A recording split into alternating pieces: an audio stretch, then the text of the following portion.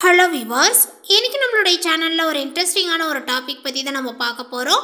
இன்றைக்கி நம்ம எதை பற்றி பார்க்க இருக்கோம் அப்படின்னா, மார்ச் 13ஆம் தேதி அன்று நிகழ இருக்கக்கூடிய இந்த பௌர்ணமி நாளில் பார்த்திங்கன்னா சில முக்கிய கிரக மாற்றத்தினுடைய இடப்பெயர்ச்சிகளும் ஏற்படுது. ஸோ அதனுடைய தாக்கங்களானது பார்த்திங்கன்னா ஒவ்வொரு ராசிக்காரர்களுக்குமே பார்த்திங்கன்னா ஏற்படுங்க. அந்த வகையில் இன்னைக்கு சிம்ம ராசிக்காரர்களுக்கான பலன்களை பற்றி தாங்க நம்ம பார்க்க இருக்கோம்.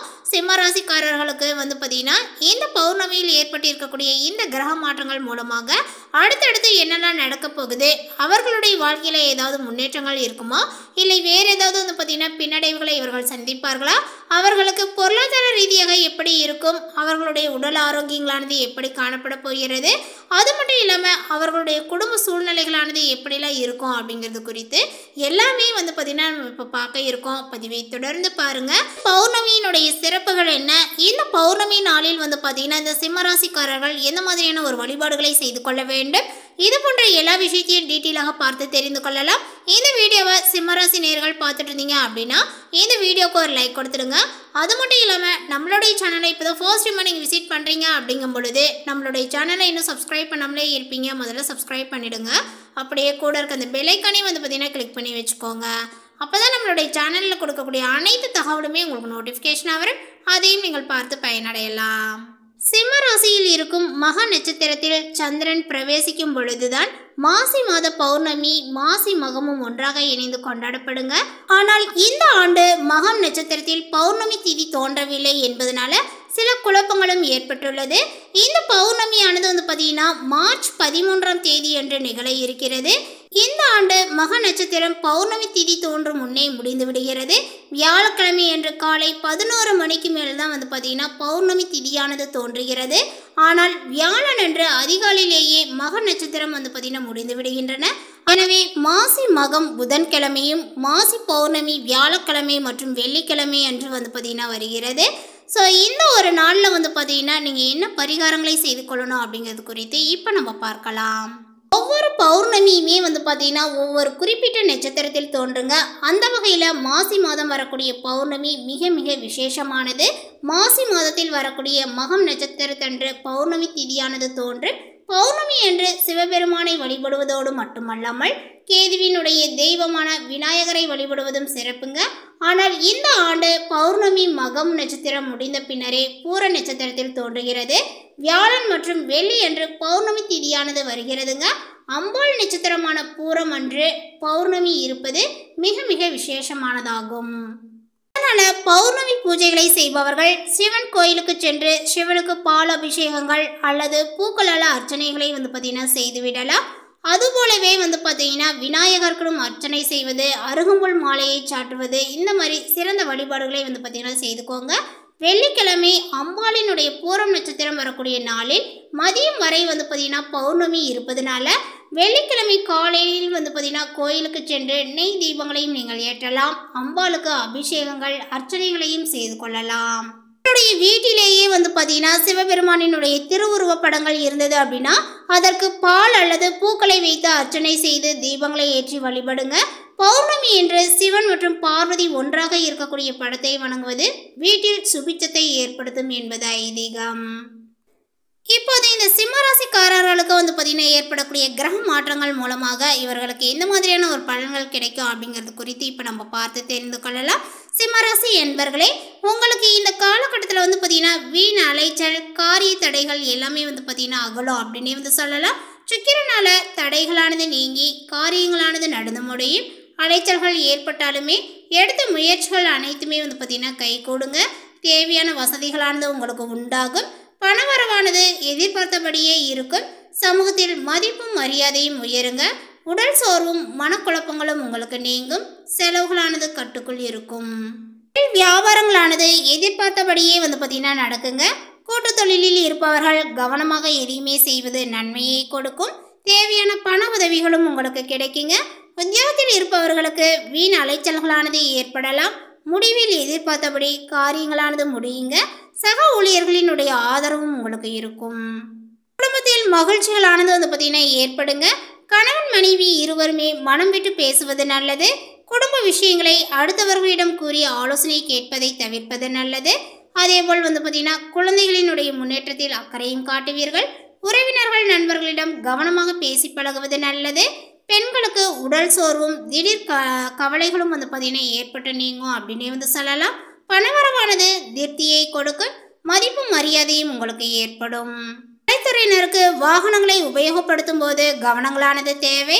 பிரச்சனைகள் மற்றும் விவகாரங்களில் தீர ஆலோசனைகளை செய்து பக்குவமான அணுகுமுறையை கையாள்வது அவசியங்க. பணவரவானது உங்களுக்கு அதிகரிக்கும். காரிய தடங்கல்களானது உங்களுக்கு ஏற்படலாம். மனதில் ஏதாவது ஒரு கவலைகளானது உண்டாகும். அரசியல் துறையினருக்கு காரிய அனுகூலங்களானது ஏற்படுங்க. நண்பர்கள் மூலமாகவே எதிர்பார்த்த உதவிகளானது கிடைக்கக்கூடும். புதிய நபர்களினுடைய நட்பானது கிடைக்குங்க. கவனமாக செயல்படுவது நல்லது. மாணவர்களுக்கு கல்வியில் வெற்றி பெற எல்லா முயற்சிகளையுமே வந்து பார்த்தீங்கன்னா மேற்கொள்வீர்கள் அப்படின்னே சொல்லலாம். சக மாணவர்களினுடைய ஆதரவும் உங்களுக்கு இருக்கும். உற்றார் உறவினர்களிடையே கருத்து வேறுபாடுகளானது வந்து பார்த்தீங்கன்னா அதிகரிக்குங்க. கணவன் மனைவிக்கிடையே ஒற்றுமையானது குறையும். உடல் ஆரோக்கியத்தில் உண்டாகக்கூடிய பாதிப்புகளால் மருத்துவ செலவுகளானது உண்டாகுங்க. உத்தியோகஸ்தர்களுக்கு பணியில் நிம்மதியற்ற நிலைகளானது ஏற்படும். அதேபோல் எதிர்பார்க்கக்கூடிய பதவி உயர்வுகளும் உங்களுக்கு தாமதப்படுங்க. தேவையற்ற பயணங்களாலும் அலைச்சல்களானது வந்து அதிகரிக்கும்.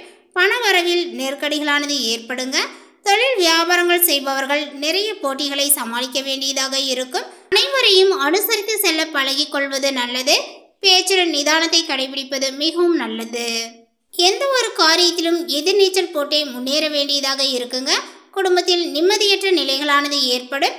திருமண சுப முயற்சிகளில் தாமதமான நிலைகளானது உண்டாகுங்க. உத்தியோகஸ்தர்களினுடைய பணியில் கவனமுடன் நீங்கள் செயல்படணும். அதனால் வந்து பார்த்தீங்கன்னா உங்களுடைய புத்தி சாதனத்தினால வந்து எதையுமே நீங்கள் சமாளிப்பீர். மேலுமே காரியங்களில் வந்து பார்த்தீங்கன்னா அனுகூலங்களானது உண்டாகும். முயற்சிகளில் வெற்றியும் பெறுவீர்கள். வழக்குகளில் சாதகமான தீர்ப்பானது உங்களுக்கு கிடைக்குங்க. எதிர்பாராத பணவரவுக்கும் வாய்ப்புகளானது உண்டு. அதேபோல் ராகு சாதகமாக இருப்பதனால முன்னேற்றத்திற்கு தடைகளானது இருக்காது. புதிய பொருட்களினுடைய சேர்க்கையானது உங்களுக்கு உண்டாகும். சிலருக்கு பயணங்களும் அதன் மூலமாக ஆதாயங்களும் அது ஏற்படும்.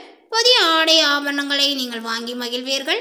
ஆனால் பெரும்பாலான கிரகங்களானது சாதகமாக இல்லை என்பதனால குடும்பத்தில் அடிக்கடி வீண் வாக்குவாதங்களானது வந்து பார்த்தீங்கன்னா கணவன் மனைவிக்கிடையே கருத்து வேறுபாடுகளானது தோன்றலாம். ஒருவரை ஒருவர் அனுசரித்து செல்வது நல்லது. இந்த காலகட்டத்தினுடைய பிற்பகுதியில் குடும்பத்தில் மகிழ்ச்சியும் நிம்மதியும் உண்டாகும். பிள்ளைகளுடைய வகையில் பெருமையும் சேரும். அதேபோல் உறவினர்களுடைய வருகையும் அவர்களால் உதவிகளும் உங்களுக்கு உண்டுங்க. இந்த காலகட்டத்தினுடைய கடைசியிலேயே வந்து பார்த்தீங்கன்னா அவர்களால் சிலரால் பிரச்சனைகளும் ஏற்பட வாய்ப்புகள் இருப்பதனால கொஞ்சம் நீங்கள் பொறுமையை கடைபிடிப்பது அவசியம். உத்தியோகத்தில் பணிச்சுமைகளானது வந்து பார்த்தீங்கன்னா அதிகரிக்குங்க. ஆனால் சக ஊழியர்கள் அனுசரணையாகவே நடந்து கொள்வார்கள். கூடுமானவரை உங்களுடைய பணிகளில் மட்டுமே கவனத்தை செலுத்தவும். உயர் அதிகாரிகளிடம் பேசும்போது பொறுமையை கடைபிடிக்கணுங்க. அவர்களுடைய கோபத்தில் எதுவுமே வந்து பார்த்தீங்கன்னா கூறினாலும் மௌனமாக இருப்பது பிற்காலத்திற்கு நல்லது.